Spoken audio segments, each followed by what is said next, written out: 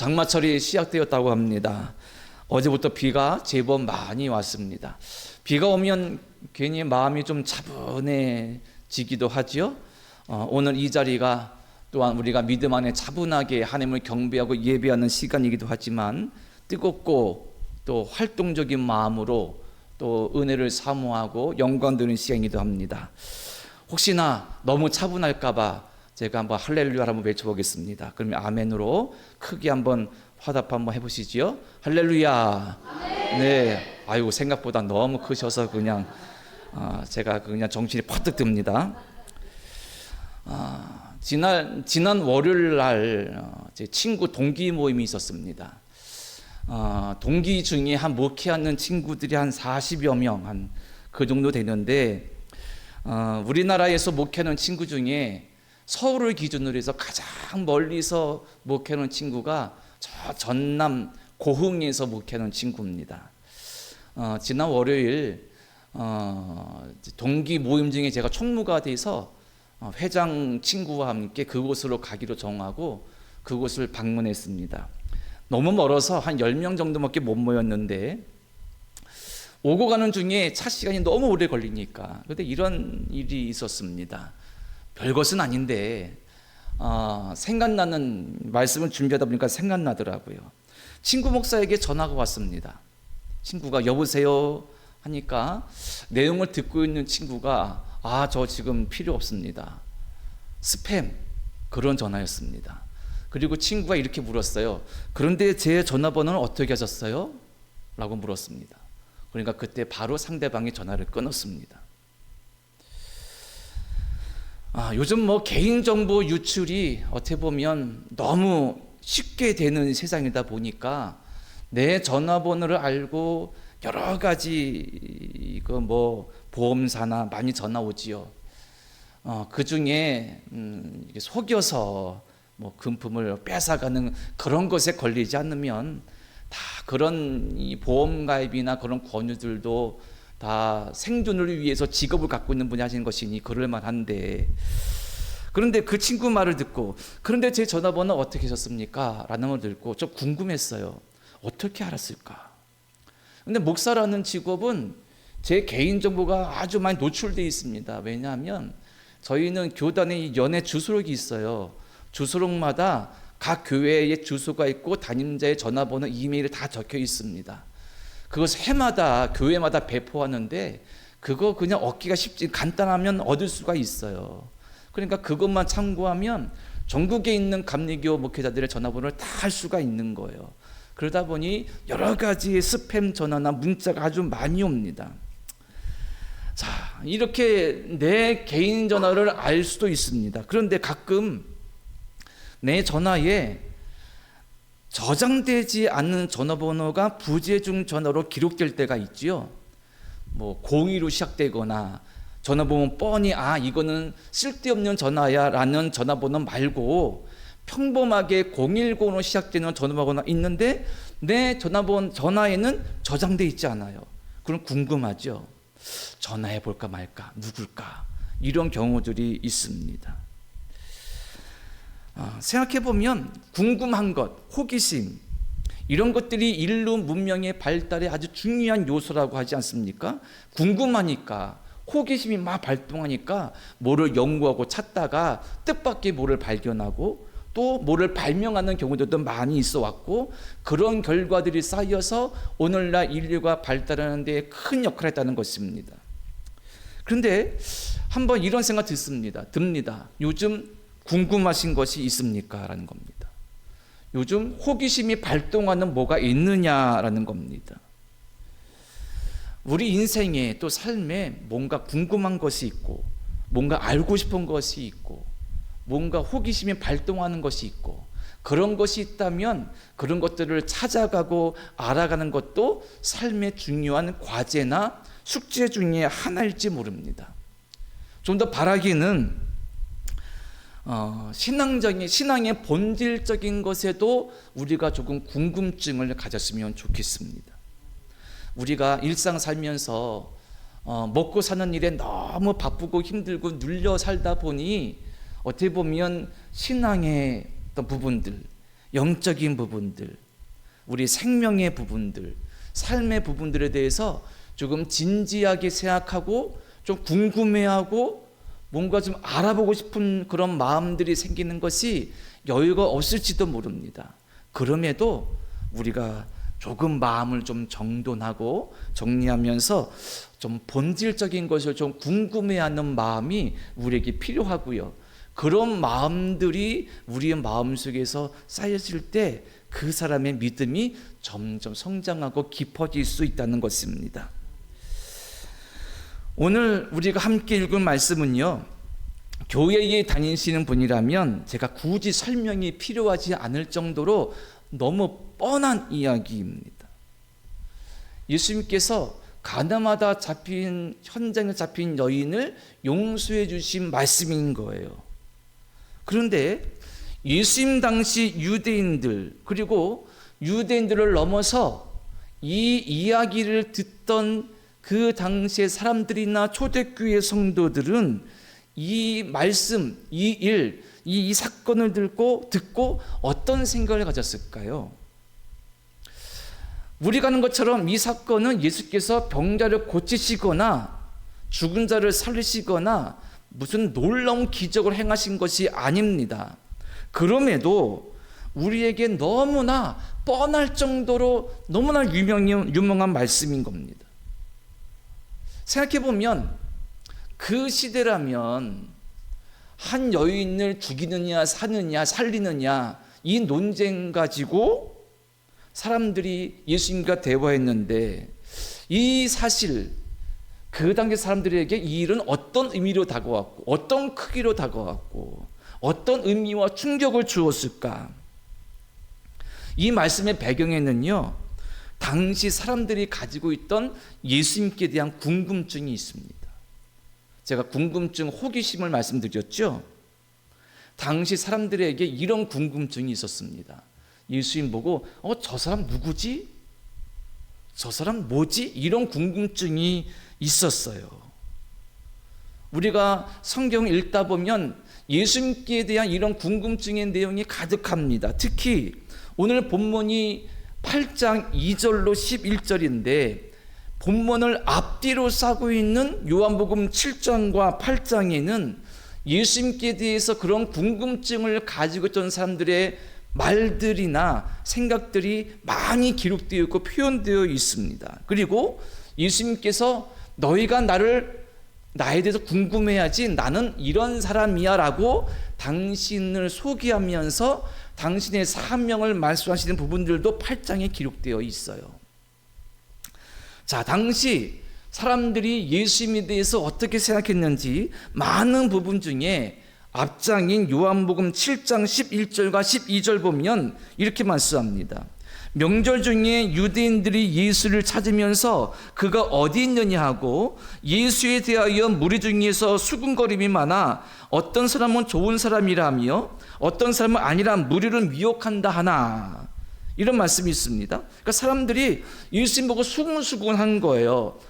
예수님이 명절에 들어오셨는데, 예루살렘 오셨는데 찾아가지고 저 사람 누구야 막 궁금해하고 수군수군하는 거예요. 7장 26절 27절에 보면 이렇게 말합니다. 보라, 드러나게 말하되 그들이 아무 말도 아니하는도다. 당국자들은 이 사람을 참으로 그리스도인 줄 알았는가? 그러나 우리는 이 사람이 어디서 왔는지 아노라. 그리스도께서 오실 때에는 어디서 오시는지 아는 자가 없으리라 하는지라. 아멘. 이 말씀은 또 어떤 사람이 하는 말인 거예요. 예수께서 예루살렘에서 막 말씀하시는데 아주 유대 당국자들이나 힘있는 사람들이 별로 어떻게 지지를 못해요. 그러니까 사람들이, 이 사람이 저 사람들이 당국자들이 예수님을 그리스도로 아는 거야? 그런데 우리는 그리스도는 어디서 오는지 모르잖아. 신비하신 분인데. 그런데 저 사람은 나사렛에서 온 사람 아니야. 그러니까 그리스도 아니겠지, 이런 말인 거예요. 담겨져 있는 내용은 뭡니까? 사람들이 예수님께 궁금해하고 있어요. 예수님이 누구인지. 우리는 예수님에 대해서 어떻게 생각하고 있습니까? 예수님께 대한 궁금증. 예수님 누구시지? 나에겐 누구시지? 당시 사람들 중에는 우리가 아는 것처럼 어떤 이들은 예수님을 선지자나 그리스도로 본 사람도 있었습니다. 반대로 어떤 사람들은 예수님을 무시한 사람들도 있었고요. 더 나아가서 당국자들, 그러니까 힘 있는 사람들, 바리새인, 사두개인, 서기관들, 그리고 제사장들, 이런 사람들이 예수님께로 몰려가니까 예수님 때문에 자신들이 가지고 있는 힘을 잃어버릴까 봐 예수님을 해하려고, 즉 예수님을 죽이려고 했던 것을 우리가 이미 알고 있습니다. 가늠한 여인에 대한 오늘 말씀은 이런 와중에 바리새인과 서기관들이 예수님을 공경에 빠뜨리려고, 아니 더 큰 위험에 빠뜨리려고 덫을 놓은 일입니다. 자, 먼저 이 여인은 죽음의 위기에 처했습니다. 그런데 예수께서 이 여인을 용서해 주셨습니다. 그 내용을 좀 살펴보겠습니다. 예수께서 초막절에 예루살렘 성에 올라가셨습니다. 그리고 명절 기간 중에 아침에 어느 날 성전에 다시 들어가셨는데 사람들이 예수님 보고 막 나온 거예요. 예수님께서 그들에게 말씀도 가르치시고 여러 가지로 그들과 교제 나오셨죠. 그때 바리새인들과 서기관들이 한 여인을 끌고 와서 예수님께 묻습니다. 자, 본문 4절 5절입니다. 자, 본문 4절 5절 저와 함께 읽어보실까요? 4절 5절입니다. 시작. 예수께 말하되 선생이여, 이 여자가 가늠하다가 현장에서 잡혔나이다. 모세는 율법에 이러한 여자를 돌로 치라 명하였거니와 선생은 어떻게 말하겠나이까. 아멘. 자, 이미 제가 말씀드린 것처럼, 그리고 이어지는 6절에 말씀한 것처럼 이들은 예수님을 고발하기 위하여서 덫을 놓은 겁니다. 현장에서 가늠하다 붙잡힌 여인을 끌고 와서 율법에는 죽이라 했는데 선생님, 당신 같으면 어떻게 하겠습니까? 가정을 한번 해보죠. 만약 예수님께서 그들의 질문에 율법에 기록된 대로 돌로 처형해, 그러면 어떻게 될까요?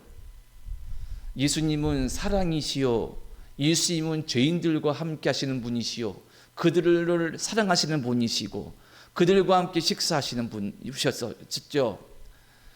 예수님께서 함께 하신, 예수님께서 사랑하신 고와 과부, 여러 가지 죄인들, 그런 예수님의 사랑의 마음이, 사랑의 모습이 한순간에 무너지겠죠.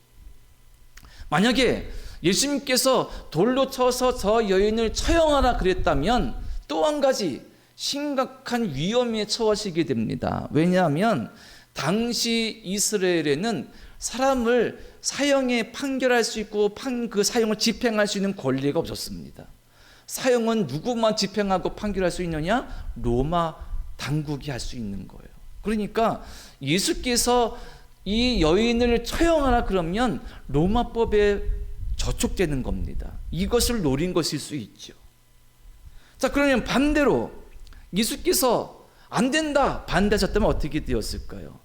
유대인들은 잘 됐다, 저 예수란 사람을 수많은 사람이 쫓아다니면서 인기가 좋은데 율법을 정면으로 파기하는 사람이니 저 사람은 온전한 선지자가 될 수 없다라고 말한다면 사람들이 동의할 수밖에 없겠구나라고 생각할 수밖에 없겠죠.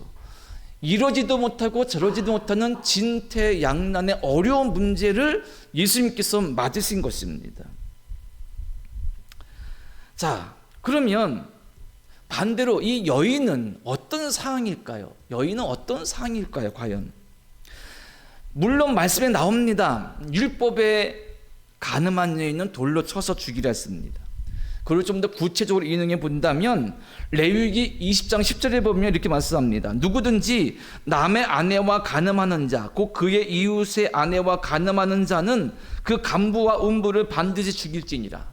만약에 어떤 남자가 다른 여인과 가늠하면 둘 다 죽이라고 했습니다.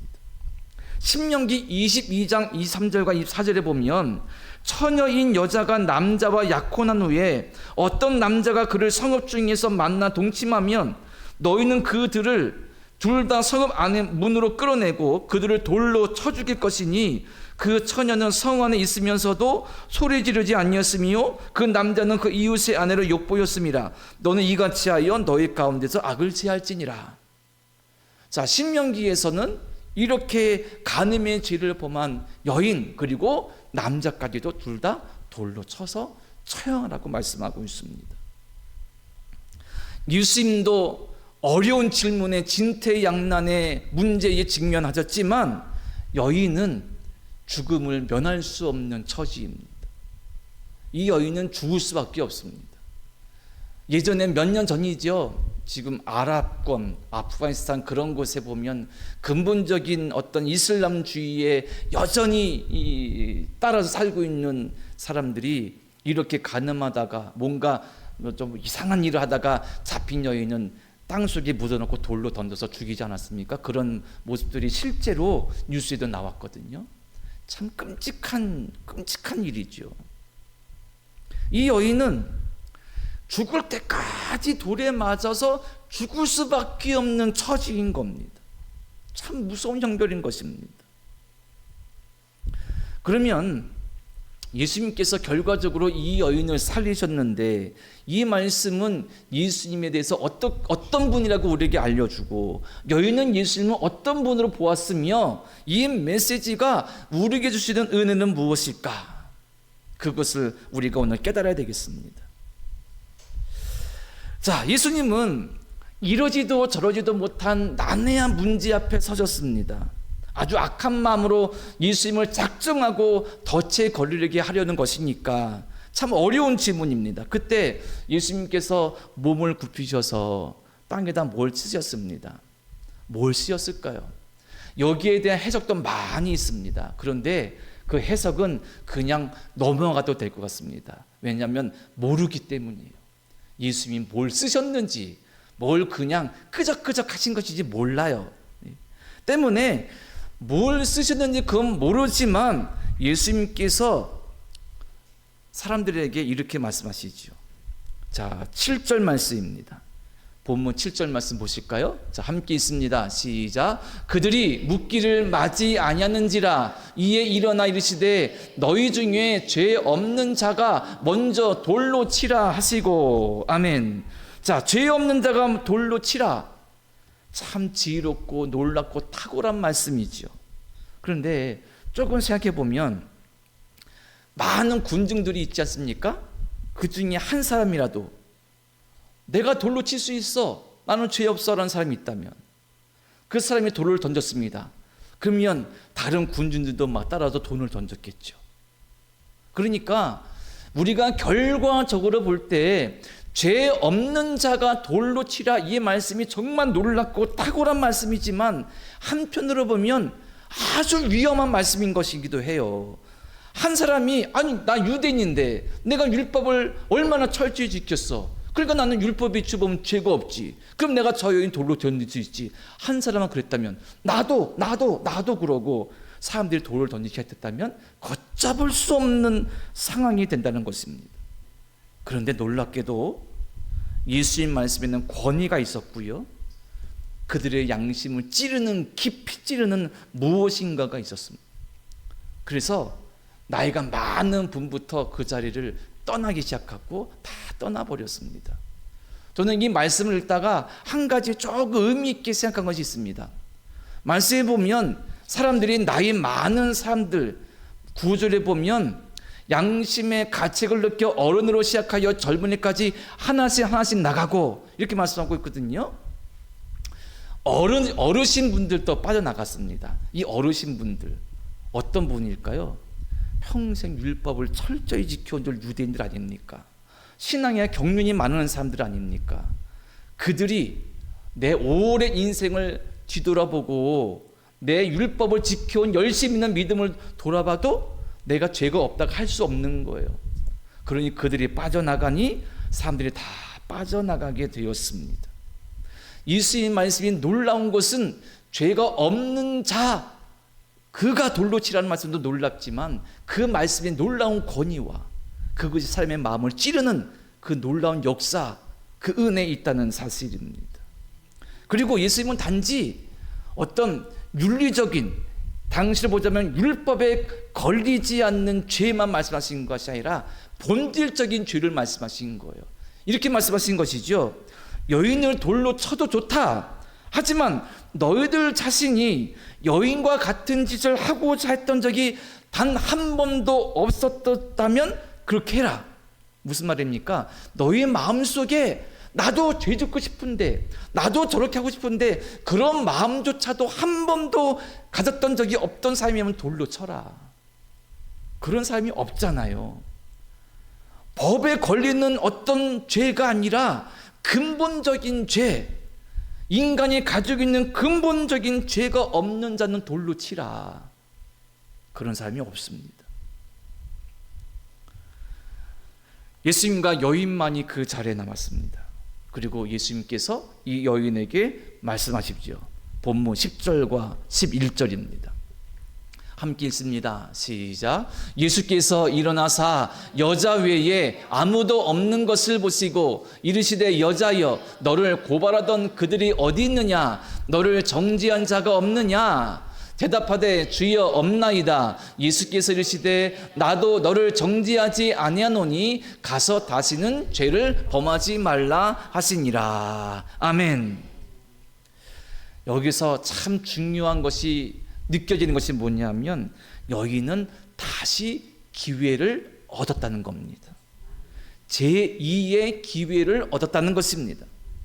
예수님은 자신을 올가매어서 큰 구렁텅이에 빠뜨리고자 하는 악한 계획과 위험을 감수하시면서까지 그녀에게 용서를 말씀하십니다. 사람들이 어디 있느냐? 없습니다. 내가 너를 용서한다. 나도 너를 정죄하지 않는다. 나아가라. 삶의 자리로 가라. 제2의 생명, 제2의 삶을 이 여인은 예수님께 얻은 겁니다. 죽을 수밖에 없었는데 새로운 삶, 생명을 얻은 것입니다. 그것이 가장 중요합니다. 유튜브를 보다 보니까 시골 의사라는 유튜브 채널이 있어요. 그 유튜브 채널은 시골에서 병원을 운영하는 한 원장이 자기 일상의 소소한 생활이나 자기가 하고 싶은 말들, 그런 것들을 그냥 무덤덤하게 그냥 마이크 앞에 앉아가지고 그냥 하는 말을 올리는 거예요. 얼굴을 보니까 나이는 많아야 한 40 초중반밖에 안 된 것 같고, 그리고 저기 시골에서 이 병원을 운영하는 것 같습니다.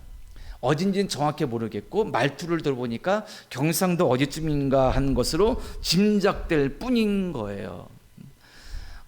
그런데 이 유튜브 제목이, 채널 제목이 시골 의사거든요. 시골에서 한 40 초반, 많아야 40 중반 정도 되는 젊은 의사가 그냥 시골에서 병원 운영하면서 그냥 소소하게 살아가고 있는 겁니다. 시골 병원 혹시 가보신 분 계세요? 시골 병원 가보면요 10명 중에 9분은 노인분들이십니다.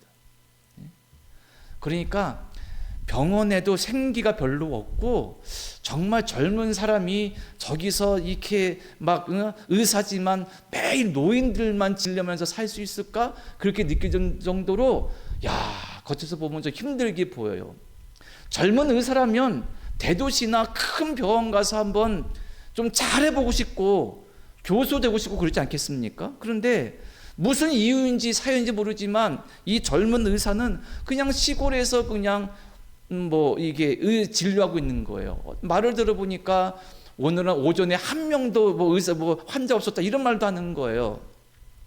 무슨 사연인지 모르겠고 그렇게까지 영상을 전체로 자세히 보지 못했습니다. 그런데 이 의사가 며칠 전에 교회에 대한 영상을 올린 거예요. 제목에 보니까 자기가 있는 곳이 아마 읍인데 옆에 있는 읍의 어떤 시골 교회를 출석한다는 거예요.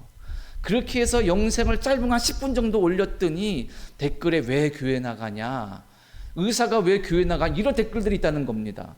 왜 의사는 교회 나가면 안 됩니까? 그런데 사람들 생각이 과학적이고 논리적인 직업군 중에 어쩌면 최고가 의사 아니겠어요?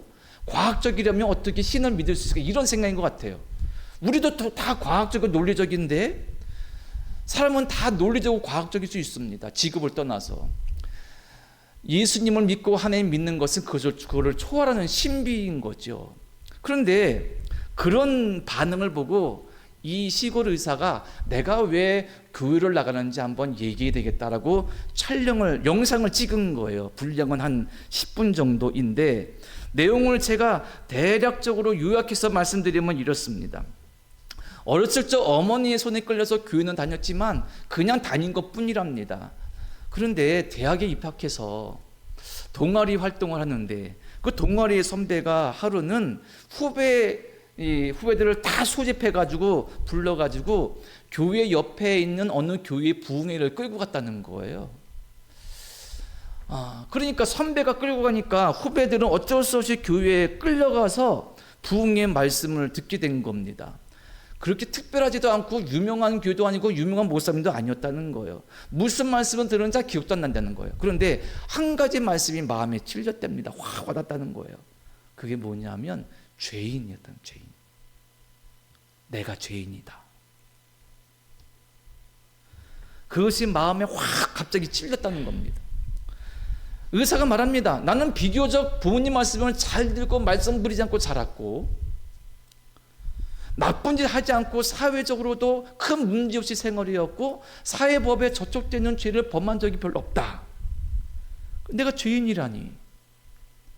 교회 나가면 죄인이라고 말하는데 나는 그렇게 죄인이 아니다. 그런데 그때 무슨 말씀 들었는지 모르지만 죄인이라는 것이 마음에 확 꽂혀왔다는 거예요. 갑자기 눈물이 쏟아졌다는 겁니다. 내가 죄인이라는 것에. 이 시골 의사는 그것에 대해서 조금 사람들이 좀 잘 들을 수 있게 한 가지 예를 드는데, 내가 왜 죄인이라는 것을 느꼈느냐? 그 시골 의사 키가 181이라는 거예요. 꽤 큽니다. 제가 많이 해봐야 174거든요. 꽤 크죠. 181. 그런데 만약에 자기 옆에 서장훈 씨가 서 있다고 생각해 보라는 거예요. 서장훈 씨 아시죠? 옛날 우리나라 농구 국가대표 센터. 서장훈 씨의 키가 2m 7cm입니다. 거인이죠, 거인. 181도 큰데 2m 7 옆에 쓴다면 작을 거 아닙니까? 이 시골 의사가 그게 비유하는 거예요. 181인 내가 2m 7cm는 서장훈 씨 옆에 있는 듯한 느낌이었다. 즉 거룩하고 영적인 어떤 범접할 수 없는 존재 옆에 내가 서 있는 느낌을 들었다는 거예요. 영적인 존재, 거룩한 존재, 내가 참이 그 크기와 범위와 무엇도 존재를 알 수 없는 그 어마어마한 존재가 느껴진다는 거예요. 그때 깨닫는 게 뭐냐면 내가 죄인이구나. 내가 무슨 죄를 진 적도 없고 부모님 말씀을 안 들은 적도 없고 누굴 못 살게 한 적도 없는데 내가 죄인이란 마음이 확 들어가고 눈물이 쏟아지는 거예요.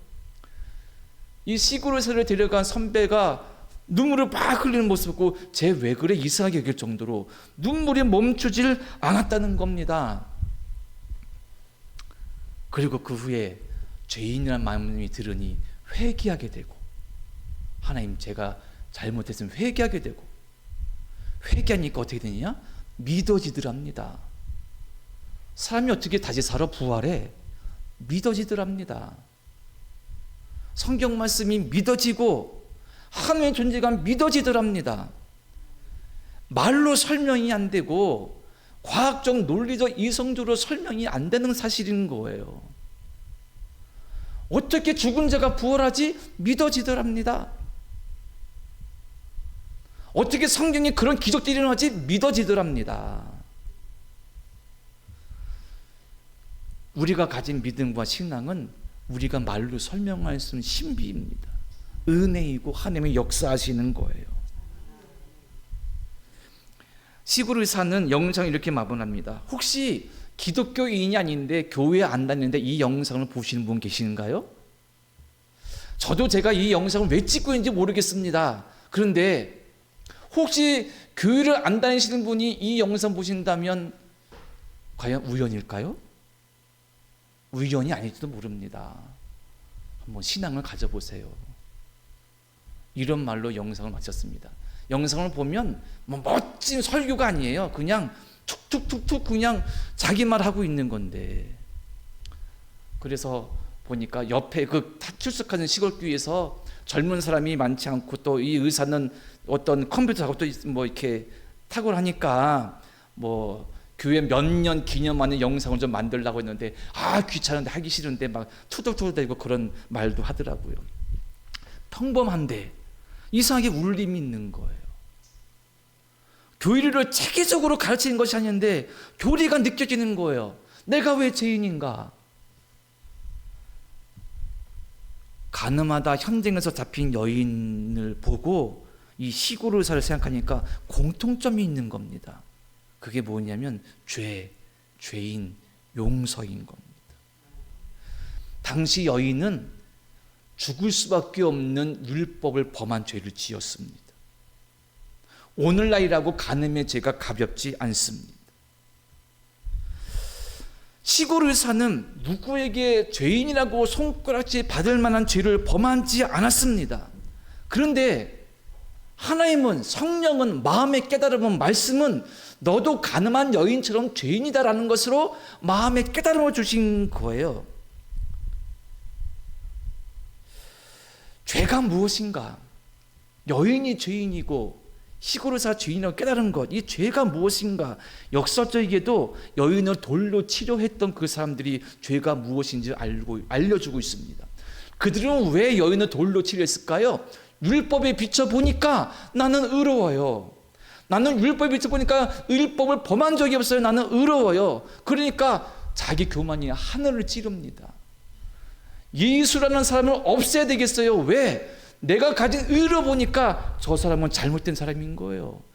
예수님을 올무에 걸려서 빠뜨리게 하려고 악한 마음으로 예수님을 시험하고 있습니다. 그 승리감에 도취돼서 막 교만하고 자랑하고 있는 거예요. 죄입니다. 그런데 이 사람들의 죄가 뭘 보여주냐면 죄의 근본적인 것을, 죄의 본질을 보여주는 것입니다. 죄의 본질은 누구를 미워했어, 누구를 시험했어, 누구를 올무에 가두려고 했어, 그것이 아니라 그렇게 하고자 하는 하나님과 정반대되는 마음에 이끌리는 것, 그게 죄의 본질인 것입니다. 인간의 본성, 타락한 인간의 본성, 그것을 내가 가지고 있어요. 사회법에, 신앙에 봐도 크게 가책되지 않을 만큼 잘 살았어도 내 마음속에 하나님을 대적하고 하나님 뜻에 맞지 않는 인간의 본성이 있습니다. 그것을 따라 살아가는 것이 죄인이라는 거예요. 그래서 우리는 죄인이라는 사실입니다. 그런데 놀랍게 예수님께서 이 여인을 만나셔서 돌로 치라는 그 사람들의 무언의 압력과 시험에 굴하지 않으시고 그들을 쫓아내신 다음에 내가 너를 정죄하지 않는다. 다른 사람들은 다 정죄하지만 나는 너를 정죄하지 않는다. 이게 용서이고 은혜이고 구원입니다. 예수님은 죄가 없어졌다 하지 않으셨고 죄가 있는 것을 없다 해주신 거예요. 죄가 사라진 것이 아닙니다. 죄가 있는데 그것을 없다 해주신 거예요. 톰 라이트는 이렇게 말했습니다. 용서는 관용의 동료가 아니다. 용서받았다고 해서 죄가 중요하지 않다는 뜻은 아니다. 정반대다. 용서는 죄가 정말 중요하다는 뜻이다. 용서받았다는 것은 죄가 정말 중요하다는 거예요. 내가 죄인인 거예요. 그렇다면 용서받았으니 내가 더 이상 죄에 따라 죄에 눌려 사는 것이 아니라 다른 삶을 사는 것이라는 것이죠. 이게 뭡니까? 변화라는 겁니다. 가늠하다 잡힌 여인은 예수님께 용서받아 새로운 삶, 새로운 기회, 제2의 생명을 얻은 것입니다. 왜? 내가 죄인인데 죄 없다 해주셨습니다. 그렇게 새로운 생명, 새로운 삶을 주신 거예요. 그런 말미암아 변화가 시작되는 것이죠. 우리가 말하는 변화는 여기서 시작됩니다. 죄가 없어져서 깨끗한 것이 아니라 죄가 있음에도 없다 해주신 주의 은혜에 감사하면서 달라지는 것, 이게 변화라는 것입니다. 그러므로 근본적인 변화, 근본적인 믿음의 사람을 가진 사람은 흔들리지 않는 믿음으로 내가 죄인이지만 나를 용서해 주신 그분을 바라보고 살 거야. 이 모습, 이 믿음으로 살아가는 것이죠. 이것이 다시 얻은 기회이고 생명이고 삶이라는 것입니다. 우리 모두는 이 여인처럼 다시 기회를 얻은 사람입니다. 다시 생명 얻은 사람입니다. 시골 의사처럼 말이죠. 그런 믿음으로 우리가 예수님을 따라 살고 의지하고 살 때, 그분을 바라보고 살 때 사회적으로, 율법적으로, 아니 법적으로 봐도 선해 보이는 겁니다. 착해서 선해서 좋은 것이 아니라 내 마음속에 근본적인 변화가 있으니 외적 모습도 선하게 변화되어지고 보여지는 겁니다. 이런 은혜가 있으시길 간절히 바랍니다. 말씀을 마칩니다. 성경에는 그 결과를 알 수 없는 말씀들이 꽤 많이 있어요. 예를 들면 요나가 니느웨 성에 하나님 말씀 전하는 말씀에 불순종해서 도망가서 물고기 뱃속에 있다가 결국에는 니느웨로 가죠. 거기서 하나님 말씀을 전했더니 니느웨 성 이방 사람들이 뭐 회개하는 거예요. 그 요나가 그 모습 보고 화가 났습니다. 하나님, 저 이방 사람들 회개시켜서 구원하신다고요? 화가 난 거예요. 하나님께서 야 요나야, 네가 화내는 것이 맞냐? 저 니느웨에는 사람만 12만 명이고 육축도 많어. 내가 그들을 구원하려고 그러는데 네가 그것에 대해서 화를 내? 이렇게 끝납니다. 그 다음 요나가 어떻게 됐는지 말씀해 주시지 않아요. 또 복음서에 보면 부자 청년이 예수님께 왔습니다. 자랑하려고. 나 율법 잘 지켰고 믿음 좋아. 예수님이 묻죠. 어떻게 하면 구원을 받겠습니까? 이 예수 말씀하시기를 내 재산을 다 팔아서 가난한 사람에게 나눠주어라 했더니 이 사람이 걱정을 돌아가 버렸어요. 이 부자청이 어떻게 됐는지 성경은 말씀해 주시지 않습니다. 예수님을 따르라고 부름받았던 사람들이 있었습니다. 그런데 그들이 반응 없이 그냥 말씀이 끝나는 경우가 누가복음 9장에 있습니다. 그들이 정말 예수님을 따랐는지 안 따랐는지 몰라요. 왜 이럴까요? 왜 이런 말씀이 있을까요? 결과를 알려주지 않는 것. 결과 답은 그 말씀을 읽는 성도의 몫이라는 것입니다. 오늘 말씀도 결과가 없어요. 결론이 없어요. 이 여인이 돌아가서 다시 죄를 짓지 않고 잘 살았는지, 믿음으로 잘 살았는지 어떤 답이 없어요. 결과가 없습니다. 답, 결과, 결론은 누구에게 요청하고 있는 것이니까 이것을 읽는 우리들에게 너희들도 죄인인데 용서받아 다시 생명 얻었으니 그에 합당한 삶을 살아가라 라고 우리에게 말씀해 주고 있습니다. 그것이 우리의 몫입니다. 우리 모두가 주님을 따라서 주님과 함께 믿음으로 살면서 사명 감당하면서 비전을 품고 그것을 향해 나아가면서 하나님께 영광 돌릴 수 있는 믿음의 삶을 살아가는 저와 여러분 되시기를 간절히 축원합니다. 기도드립니다. 하나님, 은혜와 사랑을 찬양하며 감사와 영광을 돌립니다. 우리도 죄인입니다. 우리 또한 용서해 주셨습니다. 주님, 그 은혜를 잊지 않고 우리가 다시 기회를 얻었으니, 다시 생명 얻었으니, 다시 삶을 얻었으니 진정 변화되어 하나님께 영광 돌리고 찬양하며 감사하는 삶을 되도록 은혜 내리시고 믿음을 더하여 주시옵소서. 예수님의 이름으로 기도드립니다. 아멘.